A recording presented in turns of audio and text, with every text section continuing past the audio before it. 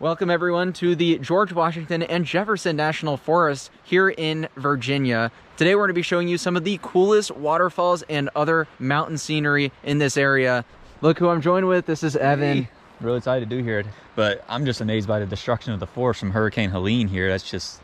Look at this. This is wild. Gosh. Why that's relevant? Tell them what we were going to be doing. So originally I live in North Carolina, and me and Mark have been talking about doing a trip together and have him come and do some of the Blue Ridge Parkway, North Carolina, and some of the famous spots there. But if you haven't seen the news, Hurricane Helene came and absolutely destroyed West North Carolina. Most of it's closed. And so last minute we were like, what are we going to do? So we decided to come to Virginia's because I haven't really done this whole area too much yet, and Mark hasn't either. And so we decided this was a good option to come up here.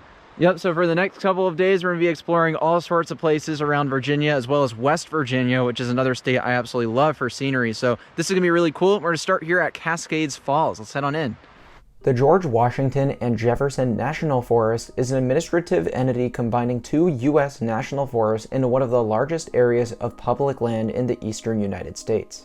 The forests cover 1.8 million acres of Appalachian Mountains of Virginia, and approximately 1 million of those acres are remote and undeveloped. I recently had the opportunity to visit this area with my buddy Evan, and in this video I'll be sharing a packed day-long itinerary for those of you planning to check it out or for those who aren't familiar. I, for one, knew of many of the locations I'll be highlighting in this video, but had no clue they all fell under a jointly administered set of national forests. I think when you see the experiences on offer here, you'll agree with us that it's one of the most spectacular national forests out east, so without further ado, let's get started with the aforementioned Cascades Falls. This was probably my most anticipated spot of the day, and the best part is, it isn't all too difficult to reach the waterfall. The hike is listed at 3.7 miles round trip with approximately 700 feet of elevation gain, but from my experience, it was dispersed plenty enough to the point where it felt relatively flat. The trail runs alongside Little Stony Creek and provides some absolutely gorgeous views from above and down below. Add on some interesting rock formations on your left-hand side, and I actually found this to be a pretty underrated eastern hike. But our favorite parts before reaching the end were these incredible tree tunnels, as the trees were very tall and had also turned a vibrant yellow for the early fall season. And then, shortly thereafter, you'll get your first glimpse of Cascades Falls, and man, when I tell you we were blown away by all of its features. Wow, look at this waterfall. This is like even cooler than I expected. I've seen a lot of photos of this one, and sometimes when it's flowing too hard, it loses its shape. So this is just perfect, honestly. Yeah, man, this waterfall blew me away. I was expecting a lot from it, but oh man, it's just the shape and this pool and this valley with a little bit of fall colors. Man, it's so nice. Cascades Falls stands 66 feet tall, which isn't short by any means, but standing next to its base, it seems a hell of a lot bigger than that. Maybe that's because its flow volume was so spectacular coming off the heels of Hurricane Helene, which, as I said, was just what we wanted, since too much would have resulted in the waterfall losing its shape. I just love how fascinating its shape is, combined with its setting and that great big pool at the bottom. Honestly, looking back, I think this has to be my favorite waterfall in Virginia, as it's really a full package for me. And that's not even mentioning the plethora of different angles you can get. Because the trail is so beautifully designed, there's long-range views, up-close views from the base, upper views from the side, the list goes on. Safe to say, we were off to a very strong start with this spot, and whatever we had planned next had a lot to live up to. When we made it back to the parking lot, we had an hour-and-a-half drive to the start of the Virginia portion of the Blue Ridge Parkway. This unit of the National Park Service, which coexists in these national forests, is the single most visited site they administer, attracting more than 16 million visitors annually. However, a large bulk of it takes place in North Carolina, and from what I hear, that's for good reason, as the mountain scenery down there is on another level for the East Coast. Since our plans to head down there were scrapped due to Hurricane Helene, it was cool getting to check out a sliver of it across state lines in Virginia. Smack dab in the middle of it was our first and only major mountain destination of the video, and that's Peaks of Otter. More specifically, we were heading to Sharp Top, the highest of the three mountains making up the Peaks of Otter, which can either be accessed by a steep 3-mile round-trip hike or a quick and easy shuttle bus which hauls visitors to the summit. The road of which it travels on is extremely windy and narrow, which frankly wouldn't be safe for a bunch of motorized vehicles, not to mention there's nowhere near enough room at the top for a parking lot. The shuttle cost us $15 round trip, or you can do $12 one way, which looking back is what I would have vouched for, because by the time we were done at the summit, we had to wait a while for another bus to appear, and we probably could have made it down to the parking lot in all of the time it took. Another thing I'll note is this isn't wheelchair accessible or for those who can't handle steep hikes, despite the shuttle being an option, because where it drops you off, you still have to do a little bit of a walk to the top. It wasn't very long at all, but it was steep with lots and lots of steps. Personally, I was glad to have this incorporated into the experience, as the trail was really nice, especially once the trees opened up and you'd made it to the summit. Rising 3,875 feet, Sharp Top is one of the highest points in the state of Virginia and offers a nice panoramic view of the mountains on one side and a massive valley on the other. This is actually the same valley that covers the majority of the state, demonstrating how suddenly the Appalachians shoot up out of the ground in this part of the country. Now at first, I'll be honest, I was a little disappointed by these summit views, despite how it may look on camera. Evan and I had both heard about Sharp Top being one of the most impressive mountain summits in Virginia, and having seen a fair bit of the state now, I can confirm that this isn't exactly true. However, when we began to take it as it is, dropping all the comparisons, we definitely appreciated it more for sure. I'll admit, the jarring transition from low-lying valley to high mountains was very interesting, and on top of that were quite a few defining features. You had the other two peaks of Otter, which of course stand out a lot, along with a sizable lake down below, which we'd walk the perimeter of afterwards. You also had the ridges coming off the mountains, which I'd become oh so familiar with in the eastern US, and a decent bit of fall colors adding to the scenery as well. I would say I prefer the mountain views in North Carolina and even other parts of Virginia to this, as having high peaks in literally every direction is nothing short of amazing. But for what it is, Sharp Top is definitely worth the visit, and I'm glad we devoted a stop to it on our one day in the area. Sharp Top was pretty cool, a nice panorama, which I really appreciate. Actually more fall color out here than I expected, even though we intended to see them in Carolinas when it's peak there. It actually grew on me more as the more time I spent up there. I wouldn't say the view is absolutely outstanding or anything, but definitely worth stopping at if you're in the area for sure. Yeah, that's one of the quintessential viewpoints of like Virginia, the Peaks of Otter. It's really famous. The view is really cool. It's a little bit brown, but there was still some fall color. I'm really curious to see how the other viewpoints in Shenandoah will stack up to this, honestly. Yeah. Like Old Rag. Like said, next up on our list was Peaks of Otter Lakes, which was a brief stop since we were on such a time crunch, but nonetheless very worthwhile. You park at the Peaks of Otter Lodge, which was cool seeing such a historic accommodation dating back to 1857, and there's lots of amenities here, so definitely take advantage of those. I imagine it would be super cool staying at the lodge overnight and waking up to these views, especially with the stunning boardwalk trail making its way around the water. The lake creates such a nice foreground of the pointy mountains, for example the one you see straight ahead being Sharp Top itself, and you really begin to understand why it has the name it does. This may be a hot take, but with how quaint the walk was, combined with it being far less busy than Sharp Top, we ended up preferring it marginally to the summit. I'd argue it made for the most relaxing part of the day, which was important since a lot of it felt pretty rushed and jam-packed. Following this, we hopped back on the Blue Ridge Parkway and enjoyed a scenic 15-minute ride to the Apple Orchard Falls trailhead. Along the way, there were actually a surprising amount of overlooks to enjoy, so we made sure to stop at a couple of them. I wouldn't say one far exceeded another, so I won't give any specific recommendations, but why not give a few of these the time of day if you're driving by? As a matter of fact, the trailhead we'd arrive at featured a pretty respectable overlook in of itself, and that's because it starts up high and then makes its way down the mountainside. All right, we've got Apple Orchard Falls up next, which I think is probably our most anticipated spot along the Virginia portion of the Blue Ridge Parkway, so I'm really looking forward to this. Yeah, definitely. I'm looking forward to this. The weather's getting really nice now, so I'm looking forward to going down and seeing another waterfall today. Let's do it. Apple Orchard Falls necessitates 2.5 miles of hiking with more than 1,000 feet of elevation gain, which all hits at once coming back up to the parking lot.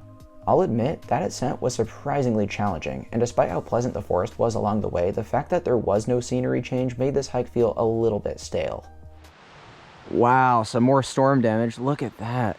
That tree is falling. It's amazing how loud it is when we're walking, and then when we stop, it's so quiet. These leaves are loud. So loud. It kind of ruins the tranquility of it. You don't even see any water until about halfway through, and I was a bit worried about the waterfall's flow rate considering how low the creek seemed to be. I'd go on to learn that we saw it in pretty normal circumstances, but just a heads up before I reveal the falls is this isn't one that flows particularly hard, so I'd probably skip it unless it's rained recently. I did enjoy the end of the hike though, as it throws in some decent variety for a change. You had a few smaller cascades flowing off these rocks, some nice mountain views through the trees, and a satisfying albeit never-ending series of steps to the waterfall's base. Apple Orchard Falls is technically greater than 200 feet tall considering all of the cascades going down the mountainside, but the main portion you see here is a lot smaller and probably comparable in height to Cascades Falls. To me, this is an example of a waterfall that's impressive in stature, but doesn't have a well-defined shape or location, making for an overall messy appearance. Don't get me wrong, a waterfall is a waterfall, so it is still pleasant, but this is coming from someone who's seen a ton of them and likes to compare them to one another, and I do recognize that the average person visiting Apple Orchard Falls won't have the same perspective. For my taste, it's just a relatively generic waterfall with not a ton going for it. Probably the coolest part to me was this footbridge passing alongside the fall's base. This was really well designed, and I'd say in general the final section of the hike stepped up a lot from the rest. Still, as a collective, I'd say it was a nice experience at best, with a decent trail and decent waterfall, but it's not a hike I'd really care to do again, especially with all the superior options nearby. For example, we had a highly anticipated spot up next, and that's Natural Bridge State Park, located 45 minutes away, technically right outside the National Forest boundaries, but for all intents and purposes, I'll still gladly count it for the sake of this video. All right, super quick visit to Natural Bridge State Park here in Virginia. Very iconic rock formation. I knew I couldn't miss this one. Evan's done it before, so he's actually running to go get gas because we are very tight on time to squeeze in our final stop after this one, and we still have to drive like 50 minutes after as well, but I'm really happy that I'm squeezing this in because this is really, really cool. Amazingly, Natural Bridge State Park was established as recently as 2016, less than a decade ago, but it's had a lot of history in regards to preservation, even being listed under the National Register of Historic Places from 1988. There is a $10 fee to venture past the main visitor center, but I have to say it is more than worth it to see the namesake of the park. I was very impressed. Oh my gosh, this is way larger than I expected. Like, this is one of the most massive arches or natural bridges I've ever seen. This is crazy. Holy crap. Natural Bridge is a 215-foot high natural arch with a span of 90 feet, situated in a gorge carved by Cedar Creek. When I tell you my jaw was on the floor, I had seen tons of arches and natural bridges all across the country, and without fact-checking, I think this very well may be the tallest. What I can tell you is it's definitely one of the tallest in the United States when measured from top to bottom, and with its location smack dab in a gorge with trees all around, it's certainly one of my favorites too. And I just find it so cool how the park's main trail passes through the underside of it, allowing you to enjoy all sorts of unique perspectives and angles. Some nerdy fun facts is before becoming a state park, the bridge was privately owned for about 250 years, and in 1774, Thomas Jefferson himself purchased it and declared it the most sublime of nature's works. My opinion is the man had good taste because Natural Bridge stands out as one of the most surprising standalone natural sites not just on the East Coast but maybe the entire country. I'm really not sure why it's not talked about more, but seriously, it's a must visit regardless of where you are in Virginia. As promised, we followed this up with a 50-minute drive north to the trailhead for Crabtree Falls, which was back in the National Forest and a banger end to our day. We arrived with give or take 45 minutes of daylight left, so we knew we had to keep a good pace to traverse the entire trail, and even then would have no choice but to head back in the darkness. So with no time to waste, we kickstarted the 3-mile round-trip hike with greater than 1,000 feet of elevation gain. The Crabtree Falls trail immediately captivates you with its many cascades, and the trail itself is designed impeccably. Nearly the entire journey is interesting because you're almost always walking alongside various sized waterfalls, with the exception of a few switchbacks through the woods. 2, the fall colors added a little extra flair and made the scene as a whole very tranquil. Considering how impressed we had been up to the halfway point of the hike, I was surprised by how few people we ran into. I get that there wasn't much sun left, but for there to be only a few cars in the parking lot at a top hike in Virginia, that I don't get. Past the midway point was when the trail was at its best though. You had so many picturesque steps with railings up against these huge cascades flowing down rock faces. There were probably 3 or 4 of these that exceeded 50 feet, but the real selling point with this hike is its cumulative height of 1,200 feet. This makes it easily the highest waterfall in Virginia, and the largest drop that can be seen at once is located near the very end. The view is so awesome, particularly because it flows down a super smooth rock backdrop similar to many waterfalls you might see in North Carolina. The angle at which it slopes downwards changes multiple times, and it was very satisfying to watch. But don't stop here, as a little more distance brings you to the top of Crabtree Falls, and this was easily our favorite spot along the trail. Even with so many great moments, our experience on the hike seemed to get better and better with time, especially considering the lighting. We enjoyed a brilliant sunset atop Crabtree Falls, and then concluded this incredibly underrated hike in pitch darkness. Just wrapped up the Crabtree Falls trail. It's super dark out, as you can see. But we got the light on. Just wanted to summarize the day. It's been great. Oh man, yeah, today was fantastic. I would say my highlight is probably Cascades Falls as far as just like a single thing. But as far as trail, this was easily the best trail of the day. This was a crazy, I mean, it was probably like 11 or 12 waterfalls. And like the Upper Falls area and the area where we got to watch sunset was so cool. So yeah, that was definitely my highlight, one of my favorite trails in the east, honestly. But just in general, even like the Parkway and Peaks of Otter and the Apple Orchard Falls, all that was great. It was just a fantastic first day of the trip. Now, before I wrap things up, I know I said we only spent one day in this area, but that was sort of not true. See, a few days later, during the West Virginia portion of our trip, we saw an opportunity to cross back into Virginia and dedicate an hour or so detour to see an additional waterfall in the George Washington and Jefferson National Forests. And normally we wouldn't drive this out of the way for one spot, but the falls in question had been on our list for a long time, and we knew another opportunity wouldn't arise at any time in the foreseeable future, considering it's just so remote and far from everything else. Falling Springs Falls is a picturesque 80-foot tall free fall with a spectacular mountain backdrop. I'd seen pictures of this side angle for years and always thought it stood out a lot in the area. And although I claimed it was remote, that's only relative to other popular nature spots in the Virginias. In of itself, Falling Springs Falls is actually very accessible. It's right off Highway 220, accessed by a pull-off, and just 10 minutes north of the town of Covington.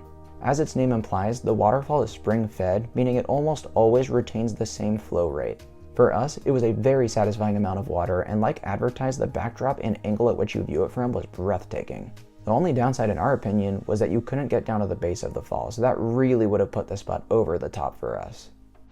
Unfortunately, they used to have it so at this waterfall you could take a trail to get to the bottom of it, but as you can see, I mean, that is not a thing anymore. It says no trespassing beyond this point, so I'm not willing to risk it for that, but the waterfall from the side angle was so freaking cool. Oh, that was so cool. That was one of my bucket list like waterfalls in the east, and it definitely lived up to the hype. I think it could have been higher, like one of my favorites if you could get down to the base, but because you can only get that limited view, I think that Cascades is my favorite waterfall on this trip, but it still was so cool to finally see it.